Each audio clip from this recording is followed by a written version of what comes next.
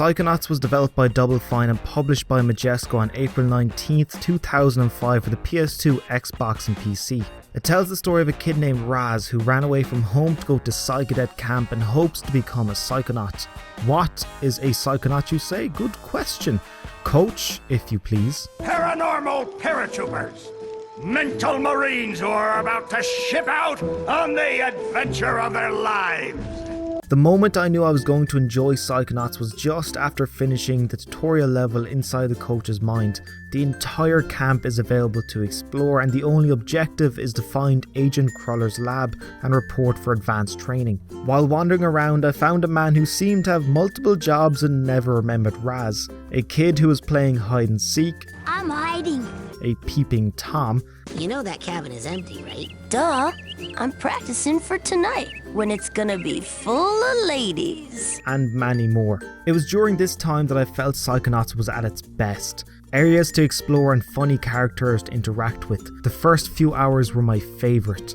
Take nothing away from the latter parts of the game, those are also quite good, they just didn't have the same sense of wonder. Not enough time or space to explore. This is it. The mental world.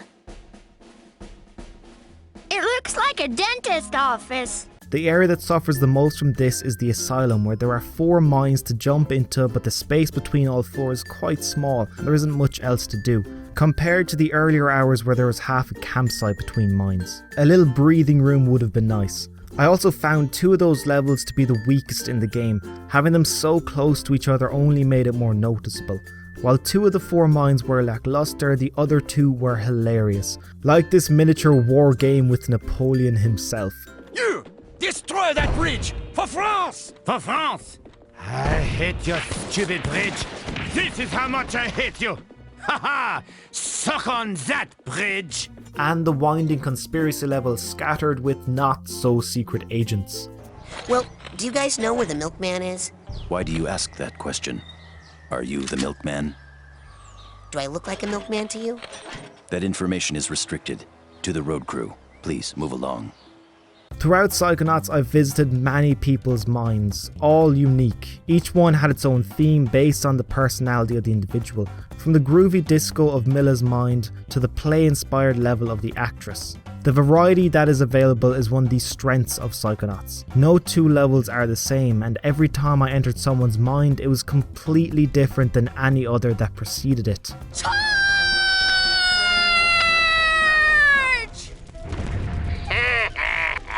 As you might have already guessed from the clips I've shown you, the most defining feature of Psychonauts is just how funny it is. Every character I met was entertaining in their own way. Characters like the gruff coach, the smooth talking turtle, That's right, baby.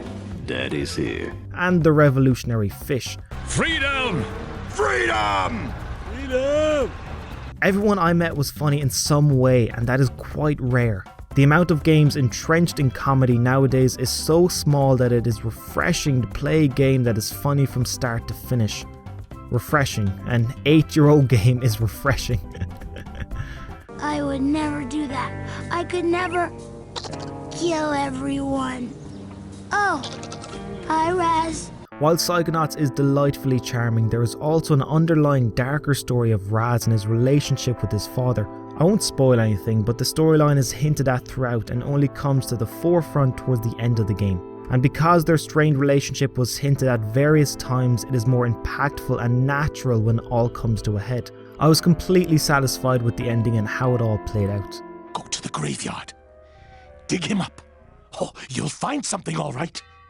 But it's neither man nor milk. The only part of the game I had trouble with was figuring out the Milkman conspiracy level.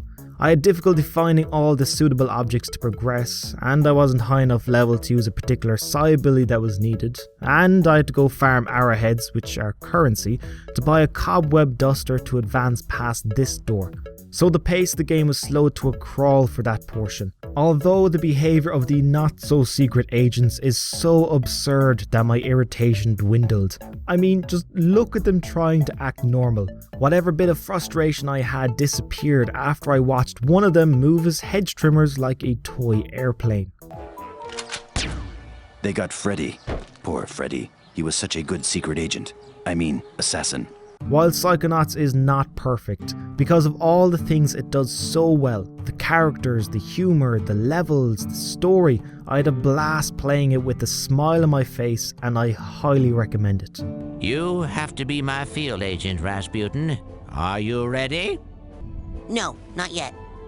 How about now? So what happened Psychonauts after it came out? Well, critics loved it. Eurogamer even named Psychonauts Game of the Year. Unfortunately, it seemed like nobody was listening to the massive praise as it sold less than 100,000 copies by the end of 2005. Its sales were so poor that the CEO of Psychonauts publisher Majesco had to resign. In an interview with Penny Arcade in March 2012, Tim Schafer, the founder of Double Fine, said that the combined sales of Psychonauts up to that date, both retail and digital, was 400,000. Not nearly as much as they hoped. But it's all about the milkman. Can't you see? Is this like one of those 3D paintings? I can never do those. There is a bright side to this story. Because of Majesco's publishing license running out, any sales of Psychonauts after 2011 went straight to Double Fine, and on May 31st, Psychonauts was part of Humble Bundle, a flash sale where people pay whatever they want and decide how much of the money they want to go to the developer, the site, and charity. This sale was so successful that Tim Schafer said they sold more and made more money from Psychonauts in 2012 than ever before. Oh, good boy. There's that pesky brain. Here's a tissue.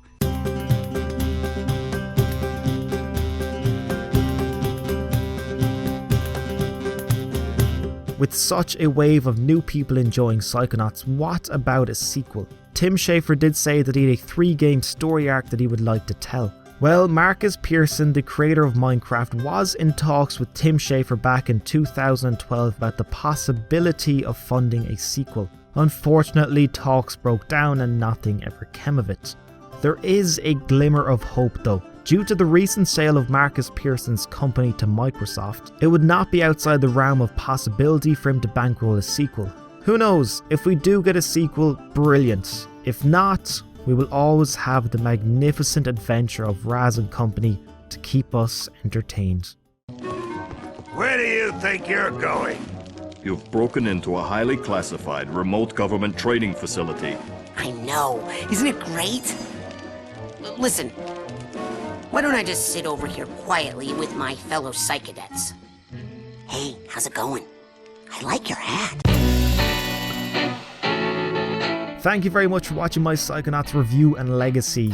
I hope you enjoyed watching the video as much as I enjoyed playing Psychonauts. Well, that's not really possible. Psychonauts is brilliant. This video was grand. Saturday, top 5 PS2 games coming out. It's been a long time since I've done the top 5. So it's going to be fun to do one again. And yeah, new video then Thursday after that. So until then, take care.